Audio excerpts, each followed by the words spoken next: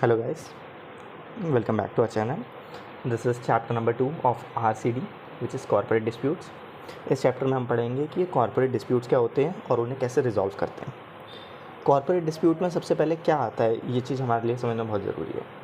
Corporate dispute में कोई भी ऐसा डिस्प्यूट जो एक कॉर्पोरेट के अंदर चल रहा है या एक कॉर्पोरेट का किसी और से चल रहा है, वो दोनों आप इसमें इंक्लूड नहीं कर सकते। ये कॉर्पोरेट डिस्प्यूट में इस चैप्टर में स्पेसिफिकली वो इंक्लूड हो रखे हैं जो एक कंपनी के एक मेंबर्स से चल रहे हैं या एक मेंबर्स की मतलब कुछ मेंबर्स के ग्रुप के बीच में चल रहे हैं या एक मेंबर का दूसरा मेंबर से चल रहा है, एक ग्रुप का एक स्टेक होल्डर के ग्रुप का दूसरे स्टेक होल्डर ग्रुप से चल रहा है, तो वो इसमें है। देखते हैं इसमें आगे। सबसे पहले इसमें आता है operation and risk management. So first thing is operation क्या होता है। वो कह रहा है देखो कंपनीज एक्ट में तो कोई इसकी डेफिनेशन दी नहीं है, तो हम इसकी डेफिनेशन कहाँ से लेंगे, कहाँ से समझेंगे। तो कह रहा बहुत सारी सुप्रीम कोर्ट की जजमेंट्स हैं, हाई कोर्ट्स की जजमेंट्स हैं, जिससे हमें ये डेफिनेशन मिली है कि कोई भी action that involves a conspicuous deviation from the standards of integrity and a violation of conditions that require fairness, उसे हम ऑपरेशन बोल देंगे। कि कोई भी ऐसा एक्शन जो कॉन्स्पिशियस है या वो डेविएट कर रहा है from the integrity and violation in condition that require fairness, या फेयरनेस नहीं आ पा रही है या डेविएशन आ रही है जो कि इंटेग्रिटी के स्टैंडर्ड्स है उनसे, तो वो ऑपरेशन है। ठीक है, कह रहा सबसे पहले एक केस हुआ शांति प्रसाद जैन वर्सेस कलिंगा ट्यूब्स का।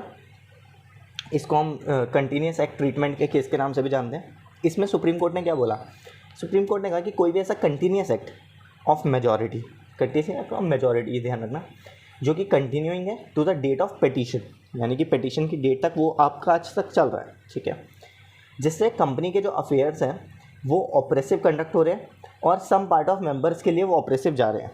ठीक है, अच्छा बाकियों के लिए क्यों जा रहे हैं, क्योंकि मेजॉरिटी तो उसके सपोर्ट में है ना, और ये मेजॉरिटी के अगेंस्ट आया है।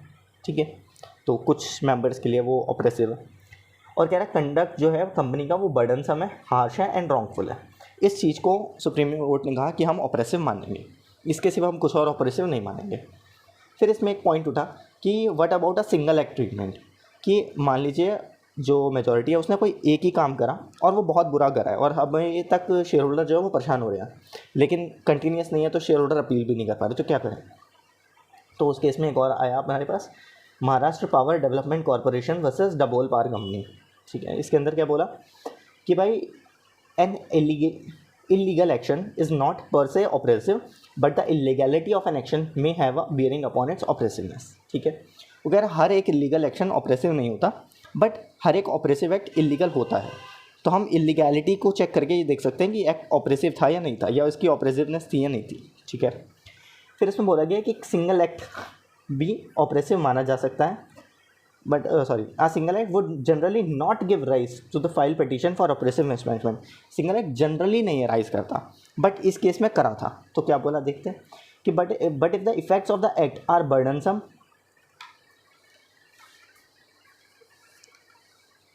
wrongful, oppressive and of continuing nature and member is deprived of right for all the time in future, then petition can be filed। ठीक है, उन्होंने कहा कि भाई देखो जनरली तो हम नहीं अटेंड करते हैं, नहीं इंटरटेन करते हैं सिंगल एक्ट को, बट अगर कोई सिंगल एक्ट है वो बर्डनसम है, वो हार्श है, वो रॉन्गफुल है और मेंबर्स के पास फ्यूचर में भी कोई राइट नहीं आएगा कि उसके खिलाफ वो एप्लीकेशन या पिटीशन फाइल कर सके, क्योंकि वो कंटिन्यूइंग है ही नहीं, सिंगल एक्ट है, तो ऐसे केस में हम उस पर भी एप्लीकेशन एक्सेप्ट कर देंगे।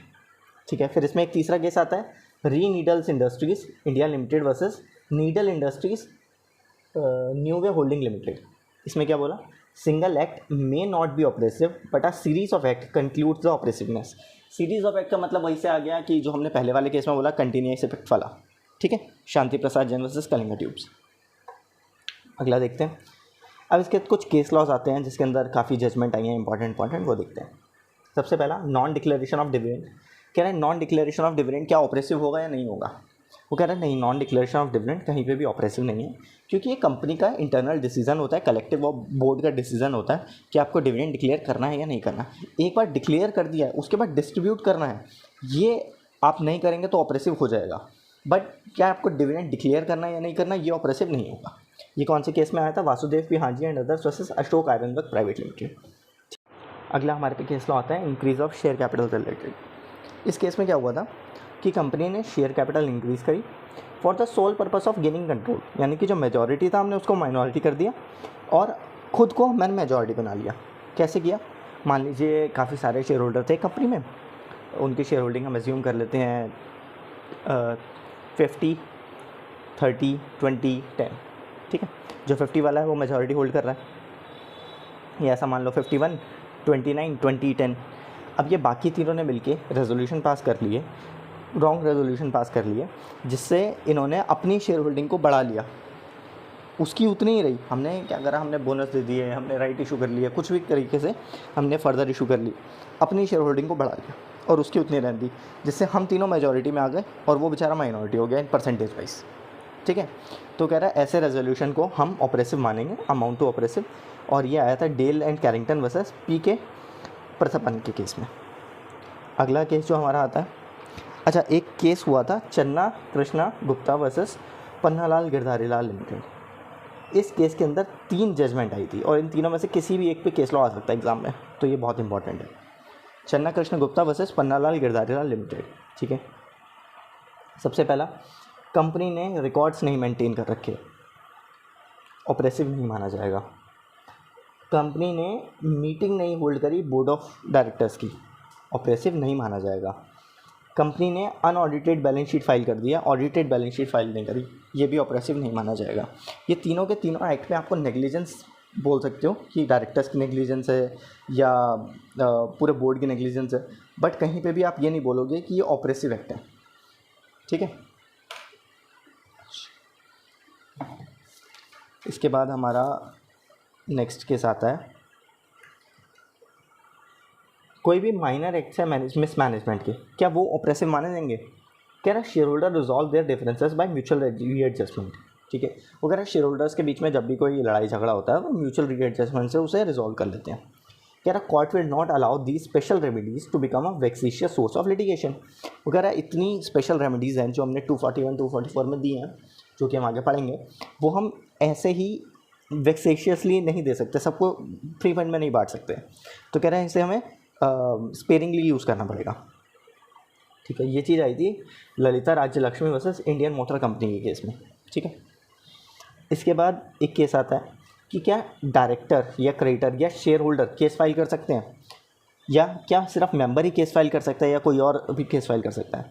तो इसके अंदर री बैलेड और सिल्क लिमिटेड के केस में बोला गया कि भाई मेंबर जो है वो फाइल कर सकता है, director, creditor, even share holder file नहीं कर सकता।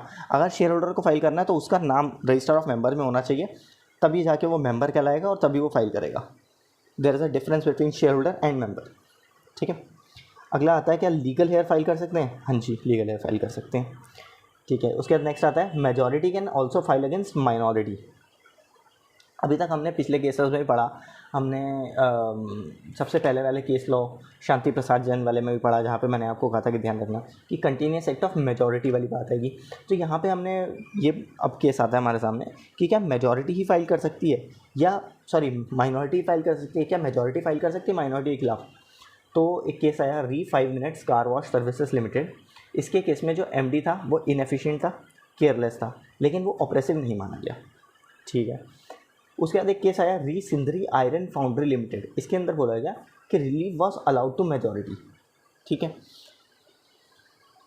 यानी कि ऊपर वाले केस में जहां एमडी इनएफिशिएंट था, केयरलेस था, इसके केस में उस एमडी के अगेंस्ट मेजॉरिटी को अलाउ करा गया कि आप भी फाइल कर सकते हो।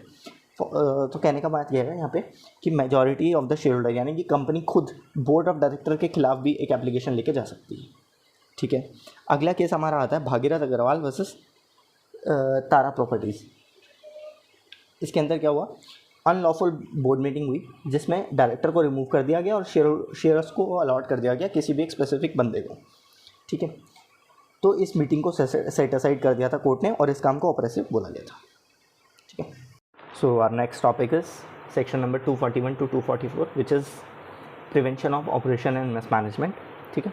241 में सबसे पहले आता है कि ट्रिब्यूनल को एप्लीकेशन कौन देगा।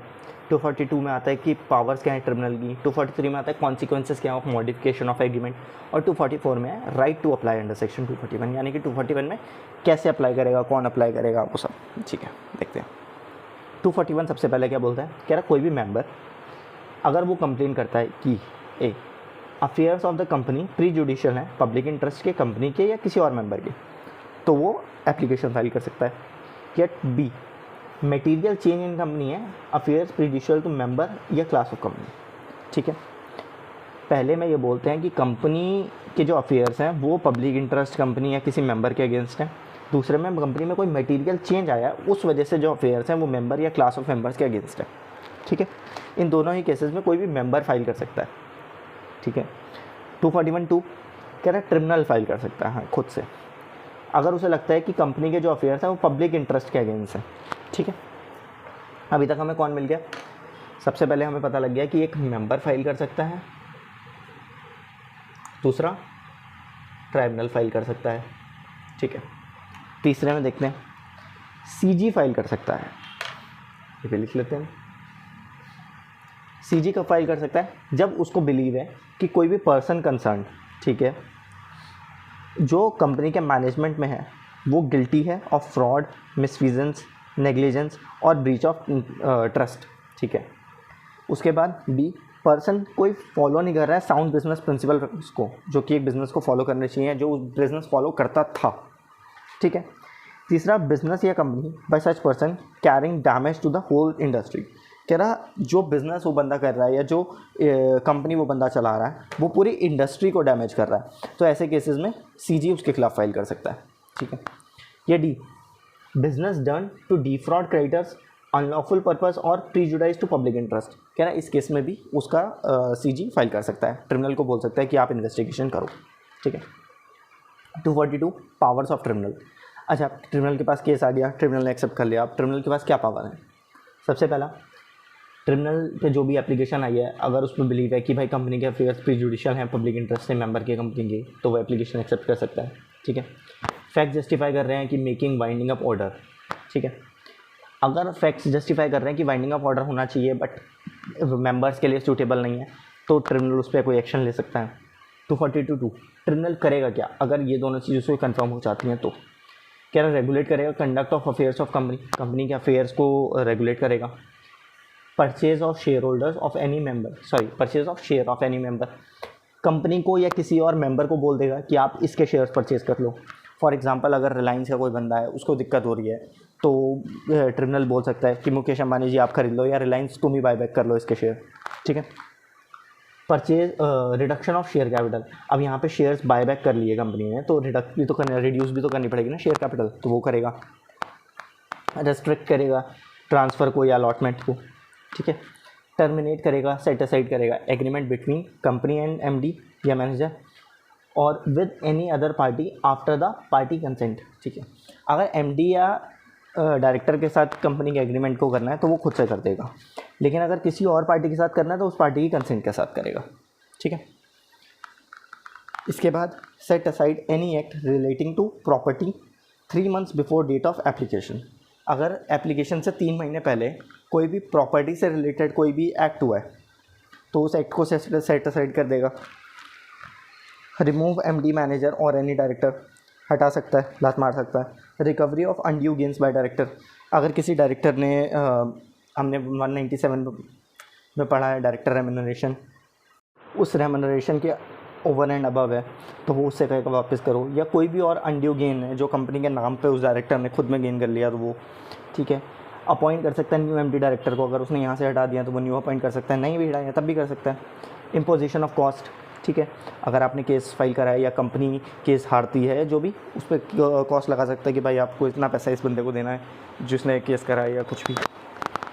जस्ट एंड इक्विटेबल डिसीजन, कोई और जस्ट एंड इक्विटेबल डिसीजन जो कोर्ट को ठीक लगता है कि यहाँ पे एग्जीक्यूट होना चाहिए वो भी कर सकता है। ठीक है, 242(3) copy of tribunal order file करेंगे हम आरओसी को इन 30 days बाय द कंपनी, और ये INC 28 में जाता है। कोई भी ऑर्डर जो ट्रिब्यूनल का आएगा या किसी अथॉरिटी का आएगा जो आपको आरओसी को फाइल करना है तो वो INC 28 के साथ अटैच होकर जाता है। यहाँ पे मैं लिख देता हूँ इन INC 28। ठीक है, अगला हमारे पे आ रहा है ट्रिब्यूनल में make interim order. Tribunal interim order भी दे सकता है। इंटरिम ऑर्डर क्या होते हैं? इंटरिम ऑर्डर होते हैं जो अभी एक केस चल रहा है, उस पर फाइनल ऑर्डर नहीं आया है, केस ख़त्म नहीं हुआ है, बट बीच में एक ट्रिब्यूनल ने कोई ऑर्डर दे दिया है कि अभी के लिए ये करो, तो उसे इंटरिम ऑर्डर बोलते हैं। फॉर एग्जांपल अगर एक प्रॉपर्टी पे केस चल रहा है और ट्रिब्यूनल ने बोल दिया कि ये प्रॉपर्टी अभी आप दोनों में से कोई भी यूज़ नहीं करेगा, ये प्रॉपर्टी अभी गवर्नमेंट के कंट्रोल में रहेगी या कोर्ट के कंट्रोल में रहेगी, तो वैसे बोल सकते हैं, ठीक है। ट्रिब्यूनल में decide the fit and proper criteria for director to continue और नॉट। हमने पहले देखा कि डायरेक्टर को रिमूव कर सकता है, अपॉइंट कर सकता है, तो कह रहा है वो यहीं से डिसाइड करेगा फिट एंड प्रॉपर क्राइटेरिया से। ये कहीं स्पेसिफाई नहीं है क्या फिट एंड प्रॉपर क्राइटेरिया है, तो कोर्ट खुद से डिसाइड करेगा। 242(5) and 6 इसमें क्या बोला है, ट्रिब्यूनल में give an order outside the purview of companies act, MOA, AOA, but within the law and the company shall follow it, ठीक है। कह रहा सपोज कोई कंपनी थी, उसने अपने MOA या AOA में लिखा हुआ है, AOA में लिखा हुआ है कि ये मिस्टर एक्स हैं, वही उसके MD हैं, वही उसके चेयरमैन हैं और हर एक बोर्ड मीटिंग के चेयर वही बनेंगे। ट्रिब्यूनल इस AOA के लॉ को ओवर रूल कर सकता है, लेकिन विद इन कंपनीज एक्ट रहेगा। तो वो बोल सकता है कि मैं एक डायरेक्टर अपॉइंट कर रहा हूँ आपकी कंपनी में, वो डायरेक्टर आपकी हर बोर्ड मीटिंग का चेयरमैन बनेगा, ठीक है। अब इस जो बात को ट्रिब्यूनल ने बोला है, ये कंपनी के AOA के अगेंस्ट है, बट स्टिल ये ओवर रूल कर जाएगी उनके AOA को, और इसको कंपनी को अपने AOA में ऑल्टर भी करना पड़ेगा विद इन 30 डेज़। ये हमारा 242(7) है, ठीक है। अगर हम ये कुछ भी नहीं करते हैं तो हमें 242(8) में पेनल्टी लगेगी, जो कि कंपनी पे है फाइन 1 लाख टू 25 लाख और ऑफिसर पे फाइन 25 लाख टू 1 लाख। कोई भी इम्प्रिजनमेंट नहीं है ऑफिसर के लिए, कंपनी के लिए होती नहीं।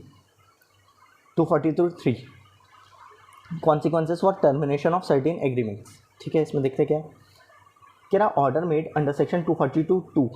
242(2) में कौन सा था, 242(2) में था आपका ये वाले, ठीक है।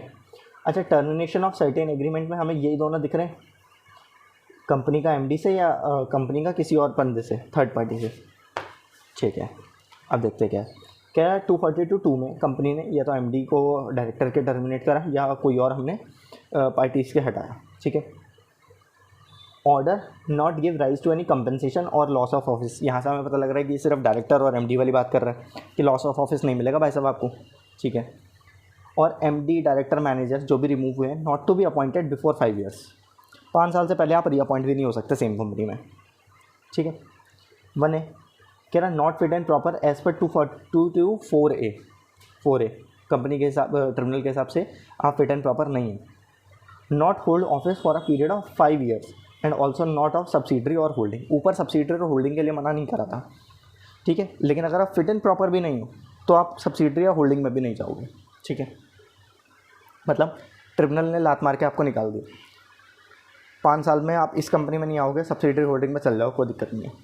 ट्रिब्यूनल ने लात मार के निकाला और आप फिट एंड प्रॉपर भी नहीं है, इस वजह से निकाला है, तो भाई साहब सब्सिडरी एंड होल्डिंग में भी नहीं जाओगे अगले 5 साल के लिए, ठीक है।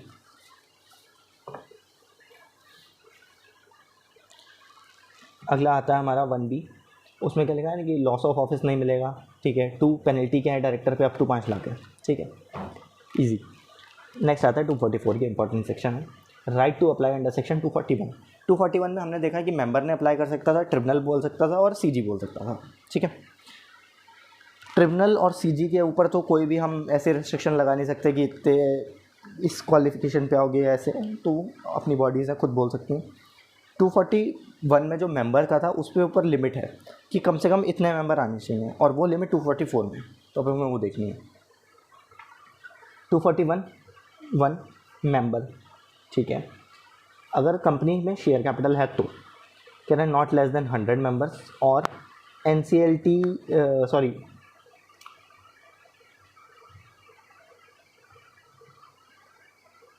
not less than 1/10 of total members or member holding 1/10 of fully paid issued share capital, ठीक है। तो दोबारा से देख लेते हैं। 242(1) मेंबर, 242(1)A अगर कंपनी की शेयर कैपिटल है तो, 242(1)B कंपनी की शेयर कैपिटल नहीं है तो।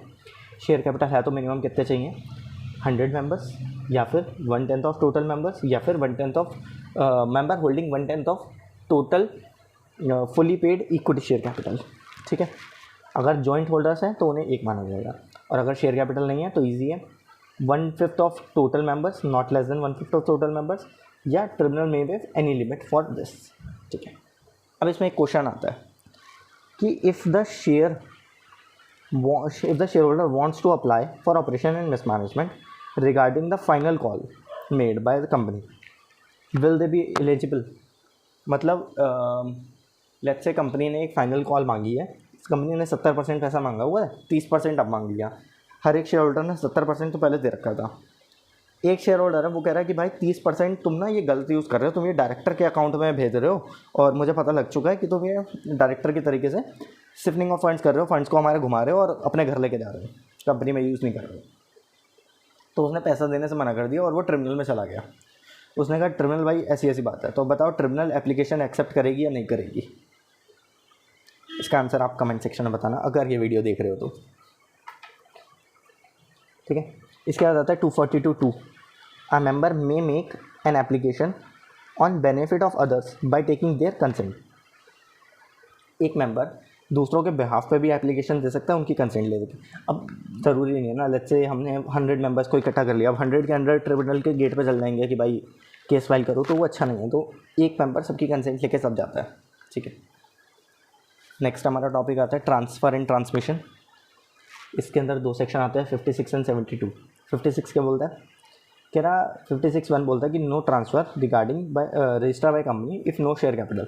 अगर कोई शेयर कैपिटल नहीं है तो आप ट्रांसफ़र रजिस्टर नहीं करोगे। अगर शेयर कैपिटल नहीं है तो कंपनी लिमिटेड बाय गारंटी होती है और उसके अंदर आप ट्रांसफ़र नहीं कर सकते अपना राइट। ठीक है, कह रहा ट्रांसफ़र और transferee in 60 days of execution instrument transfer देंगे कंपनी को, प्लस सर्टिफिकेट्स और लेटर ऑफ अलॉटमेंट जो भी होगा वो देंगे। ठीक है, 56(2) कंपनी रजिस्टर करेगी ट्रांसफरेशन के case on receipt of N intimation. ठीक है, जो भी लीगल हायर्स होंगे या जो भी नॉमिनी होगा उनके द्वारा इंटीमेशन आएगी और उसके बाद वो रजिस्टर करेंगे। 56(3) application by transferor for partly paid shares. Company give SH5 to transferee as notice to register and transfer to give NOC within 2 weeks. ठीक है, अगर कोई एप्लीकेशन आती है कंपनी पे कि मेरे शेयर ट्रांसफ़र कर दो, मिस्टर एक्स ने बोला है कि भाई मैं अपने शेयर मिस्टर वाई को बेच रहा हूँ और ये पार्टली पेड शेयर्स थे, अभी कंपनी ने पूरा पैसा मांगा है, तो कंपनी मिस्टर वाई को एक एप्लीकेशन नोटिस देगी SH5 में कि भाई ये शेयर पार्टली पेड है, इस पर हमने इतना पैसा भी मांगा, इतना नहीं मांगा, इतना पैसा आपको देना पड़ेगा। अब 2 वीक के अंदर अंदर या तो जो बंदा है वो नोटिस का रिप्लाई कर दे और बोल दे कि ठीक है मेरे को मंजूर है, ये लो मेरा NSE नो ऑब्जेक्शन सर्टिफिकेट, मैं रेडी हूँ, तो कंपनी उस शेयर को रजिस्टर कर देगी। अगर 2 वीक के अंदर वो रिप्लाई नहीं देगा तो शेयर रजिस्टर नहीं करेगी कंपनी। फिर आता है 56(4) delivery of certificate of security. कौन सी सिक्योरिटी का कितने टाइम पीरियड में कंपनी जो है वो शेयर सर्टिफिकेट डिलीवर कर देगी, सिक्योरिटी सर्टिफिकेट। देखते हैं, सबसे पहला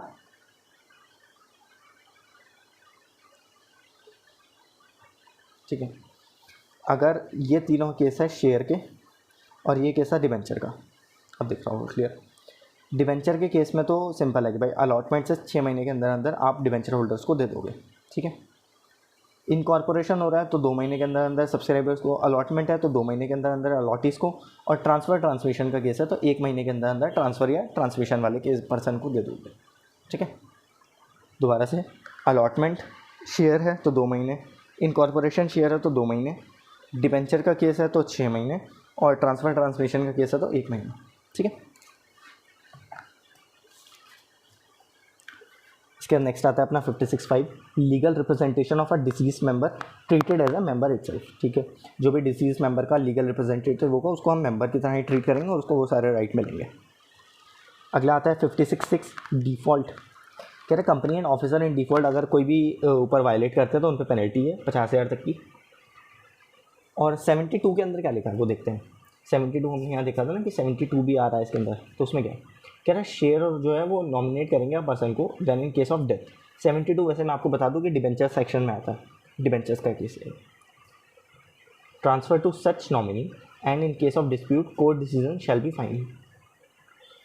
कह रहा है शेयर जो भी नॉमिनेट करेंगे एक पर्सन को इन केस ऑफ डेथ और उसको हम शेयर ट्रांसफ़र कर देंगे, लेकिन अगर केस कोर्ट में जाता है तो कोर्ट का डिसीजन फाइनल होगा और कंपनी उसके फेवर में शेयर्स या डिबेंचर जो भी है वो ट्रांसफ़र कर देगी। ठीक है, हाँ 57 अगर कोई भी शेयर होल्डर है वो पर्सोनेट करता है, इम्पर्सोनेट करता है और किसी और की तरह टू डिफ्रॉड दैट पर्सन, तो उस पर पेनल्टी लग जाएगी 1 लाख से 5 लाख की और इम्प्रिजनमेंट लग जाएगी 1 ईयर से 3 साल की। ठीक है, ठीक है, इसके बाद आता है section 58 refusal of registration and appeal against refusal. 58(1) private company अगर रिफ्यूज़ करती है और वो एक्ट या आर्टिकल के अंदर रह के कर रही है तो उसे नोटिस देना पड़ेगा रिफ्यूज़ल का विद इन 30 डेज़, ठीक है। 58(2) फिर पब्लिक कंपनी में तो फ्रीली ट्रांसफरेबल होता है, हमें पता है, ठीक है। 58(3) अपील टू ट्रिब्यूनल, अगर ये प्राइवेट कंपनी का केस है, इसके अंदर अगर आपका रिप्लाई आ जाता है तो 30 डेज़ के अंदर अंदर, रिप्लाई नहीं आता है तो जिस दिन आपने एप्लीकेशन फाइल करी है वहाँ से 60 डेज़ में, तो basically you have 30 days to apply to tribunal, क्योंकि 30 दिन तो आपको वेट करना पड़ेगा।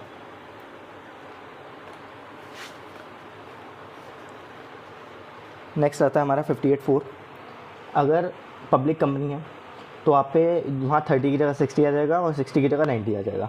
रिफ्यूज़ल है तो 60, कोई कंपनी ने रिप्लाई नहीं करा तो जहाँ से आपने एप्लीकेशन दी थी वहाँ से 90।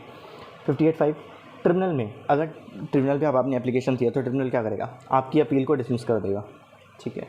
सेकंड चीज़, डायरेक्ट करेगा कंपनी को कि वो रजिस्टर कर दे ट्रांसफ़र या ट्रांसमिशन विद इन 10 डेज़, ठीक है। डायरेक्ट करेगा rectification of register and pay damages to aggrieved party. Rectification of register क्या है, ये आता है सेक्शन नंबर 59, जो कि हमारा नेक्स्ट सेक्शन है, वो हम देखेंगे। इसके अंदर कंपनी बोलेगी कि भाई आपने ट्रांसफ़र अब कर दिया है, रजिस्टर कर दिया है, रजिस्टर नहीं करा है, तो आप अपना रजिस्टर ऑफ मेंबर भी तो अपडेट करोगे ना, तो वही उस चीज़ का है। 58(6) ऑब्वियसली पेनल्टी कंपनी के ऊपर या जो भी फ्रॉडलेंट पर्सन है उसके, तो क्या तो कंपनी के ऊपर क्या है भैया, 1 लाख से 5 लाख है और इम्प्रेजमेंट 1 ईयर से 5 ईयर है, ये ऑफिसर इन डिफॉल्ट पे है। नेक्स्ट आता है 59, rectification of members, register of members. 59(1), कोई भी नेम एंटर है विदाउट सफिशिएंट कॉस्ट, कोई भी नेम ओमिटेड है विदाउट सफिशिएंट कॉस्ट, या डिले है इन एंटरिंग या ससेसिंग अ नेम, ठीक है। नाम नहीं है, नाम था हटा दिया, या नाम लिखने में देरी कर रहे हो, या नाम हटाने में देरी कर रहे हो, कोई भी चीज़ जिनमें से कर रहे हो, तो जो पर्सन है ग्रेड है या कोई भी मेंबर है, ये कंपनी खुद से भी जा सकती है ट्रिब्यूनल के पास अपील लेके। 59(2) ट्रिब्यूनल क्या बोलेगा, डिसमिस कर दो, direct company to rectify within 10 days, company direct to pay damages, ये ऊपर वाले 58(5) वाले सारी बातें। अब इसमें एक केस आया था जो कि अभी तो इतना इम्पोर्टेंट नहीं है, छोटू सूद वर्सेस भगवान फाइनेंस कॉर्पोरेशन, जिसके अंदर ये बोला था कि कोई भी मेंबर फाइल कर सकता है या कंपनी का एग्रीड पर्सन फाइल कर सकता है फॉर रेक्टिफिकेशन, बट अभी हमने देख लिया है कि सिर्फ मेंबर ही फाइल कर सकता है, ठीक है, या कोई भी पर्सन जो एग्रीड है वो फाइल कर सकता है। ये बात सेक्शन में ही आ चुकी है 59 में, तो हम अभी इस केस लॉ का उतना रेलिवेंस नहीं है। ये 1956 का केस था, क्योंकि तब ये सेक्शन इन्वॉल्व नहीं था, अब ये सेक्शन आ चुका है तो इसकी इतनी रेलिवेंस नहीं है। अभी हमने यहाँ पढ़ा था सफिशिएंट कॉज में, सफिशिएंट कॉज का मतलब क्या होता है, कह रहा उसमें 5 केसेस आए हैं, देख लेते हैं। Benari Das Saraf versus Dalmia Dadri cement limited, इसमें क्या बोला गया, सफिशिएंट का मतलब होता है कि एडिक्वेट है, इनफ है, as much as may be necessary to answer the purpose intended, तो उसका मतलब होता है sufficient. Second, Indian chemical product versus state of Odisha, इसके अंदर बोला गया था power of refusal refuse registration is to be exercise reasonably and in good faith by director, court can control if acted in bad faith, तो कह रहे director को ये पावर अपनी रीजनेबली यूज़ करनी चाहिए, ऐसे ही मज़े मज़े में यूज़ ना करें वरना कोर्ट इंटरफेयर करेगा। थर्ड केस आता है Shrimati Malina Bharati Rao versus Gothami solvent oils limited, इसमें क्या बोला गया, कह रहा कंपनी ने ट्रांसफ़र कर दिए थे कुछ शेयर्स विदाउट कंप्लाई लॉ, ठीक है, कंपनी ने लॉ को कंप्लाई नहीं करा, बेसिकली इसने कंपनी के पास शेयर सर्टिफिकेट भी नहीं आए थे और कंपनी ने सिर्फ एक एप्लीकेशन के बेसिस पे शेयर ट्रांसफ़र कर दिए थे, तो कोर्ट ने बोला कि कंपनी उस नेम को ऑमिट करे विदाउट सफिशिएंट कॉज, और कोर्ट ने बोला कंपनी ने नाम ऑमिट कर दिया है विदाउट सफिशिएंट कॉज, और कोर्ट ने ऑर्डर करा कि company must restore her name back, किसका नेम, श्रीमती मलिना भारती का, ठीक है। फोर्थ केस आता है आशा पुरंदास वर्सेस इंटीग्रेटेड कंट्रोल्स लिमिटेड, इसमें माइनर टाइपोग्राफिकल एरर्स थे, तो कोर्ट ने बोला कि वो सफिशिएंट कॉस्ट नहीं माने जाएंगे फॉर रिफ्यूज़ल, इतनी बात पे आप रजिस्टर कर दो। पांचवा केस हमारे पे आता है Gulshan Mahendra versus Reliance industries limited, Reliance का केस है भाई। तो इस केस में क्या हुआ, कंपनी ने बोला कि हमने ऑलरेडी ट्रांसफ़र कर दिए duplicate share certificate to register owner and shares are demat तो हम ये एक्सेप्ट नहीं कर सकते, ये हम रिजेक्ट करते हैं। तो कोर्ट ने बोला ये कोई सफिशिएंट कॉस्ट नहीं है, आपको इनकी एप्लीकेशन को एक्सेप्ट करना पड़ेगा और इनके शेयर्स को रजिस्टर करना पड़ेगा। अगर आपने गलत पर्सन को ट्रांसफ़र कर दिए तो उसमें हमारी कोई गलती नहीं है। 59(3) कह रहा पर्सन में transfer share even during application under the section and acquirer shall vote unless restricted by court. अगर कोर्ट ने आपको मना नहीं करा है तो आप अप्लाई मतलब वोटिंग सारे अपने राइट्स को यूज़ कर सकते हो, वोट कर सकते हो। बट अगर कोर्ट ने मना करा तो आप वोटिंग नहीं करोगे, simple. 59(4) transfer of security in contravention of security provision. कह रहा किसी भी लॉ में SCRA, SEBI, कंपनीज एक्ट, अगर ये पार्टी एप्लीकेशन देती हैं तो ट्रिब्यूनल रेक्टिफिकेशन के लिए ऑर्डर कर देगा। Companies act, depository participant, security holder, SEBI, इन पांचों में से कोई भी। अगर आपने ये कोई भी एक्ट वायलेट करा है और इस अथॉरिटी ने ट्रिब्यूनल को बोला है कि रेक्टिफिकेशन के लिए, तो वो ऑर्डर दे देगा, ठीक है। अब इसमें कुछ केस आते हैं, ये इंपॉर्टेंट है।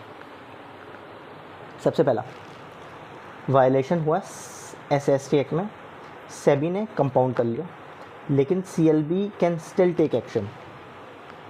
ये आया था Jord engineers versus 3A capital services के केस में। अगला हमारा केस आता है, तो यहाँ पे बेसिकली हमें यही बोला गया है कि भाई अगर SEBI को आप मना भी लो, आपको NCLT को अलग मनाना पड़ेगा, ठीक है। अगला हमारा केस आता है Tirupati techno projects versus Modi spinning and technology, ठीक है। कह रहा अनलेस RBI, SICA और SEBI provisions are violated. SICA is sick industrial companies act, ये IBC से पहले यूज़ होता था सिक कंपनीज को रिवाइव के लिए। अच्छा, इन तीनों एक्ट के प्रोविजंस को आपने वायलेट नहीं करा है और किसी अथॉरिटी ने ये चीज़ बोली भी नहीं है कि आपने वायलेट करा है, ठीक है। तो कह रहा है company is bound to register share. अगर इन तीनों के प्रोविज़न को वायलेट कर रखा है और अथॉरिटी ने कंफर्म भी कर दिया कि आपने वायलेट करा है, तो आप शेयर ट्रांसफ़र रजिस्टर नहीं करेंगे, वरना कर देंगे, ठीक है। लास्ट आता है Transchem limited versus first corp limited. कह रहा CLB can not make inquiry and investment for allegations that acquirers acting in concern have violated take over code. Take over code के अंदर हमने पढ़ा हुआ है कि एक तो एक्वायरर होता है और एक एक्वायरर एक्टिंग इन कंसर्न होते हैं, पर्सन एक्टिंग इन कंसर्न, जिसे हम पैक बोलते हैं। तो कह रहा है पैक के अगेंस्ट में सिर्फ एलिगेशंस के बेसिस पे इंक्वायरी या इन्वेस्टमेंट नहीं कर सकते हो अगर उन्होंने टेक ओवर कोड को वायलेट करा है, तो आपके पास वो पावर नहीं है अंडर कंपनीज एक्ट। यहाँ CLB की जगह अब NCLT आ जाएगा, खैर अगर केस लॉ आता है कि हमारे पेपर में। तो नेक्स्ट आता है हमारा section 452 which is very important, wrongful withholding of property. इसके अंदर क्या बोला है, कह रहा कोई भी, इसके सबसेक्शन 1 में बोला है कि कोई भी ऑफिसर या एम्प्लॉई कंपनी का अगर वो रॉन्गफुल पोजीशन ले लेता है प्रॉपर्टी की, प्रॉपर्टी में कैश भी आ जाएगा, और या फिर वो रॉन्गफुल अप्लाई करता है for purpose other than directed, तो कह रहा है ऐसे केस में कोई भी कंप्लेन अगर मेंबर या कंपनी या क्रेडिटर या कॉन्ट्रीब्यूटरी कर दें तो उस पर फ़ाइन लग सकता है 1 लाख से 5 लाख तक का, किस पे, उस ऑफिसर और एम्प्लॉय पे, ठीक है। सेकंड कह रहा कोर्ट में ऑर्डर टू डिलीवर अप और रिफंड और benefit gain from such property as well, कि भैया आप प्रॉपर्टी वापस दे के जाओ, ठीक है, रिफ़ंड करके जाओ, कैश ना दो, या आपने वो प्रॉपर्टी किराए पे चढ़ा दी थी ना आगे, उससे आपको रेंट आया, जो भी रेंट आया वो भी दो और प्रॉपर्टी भी दो।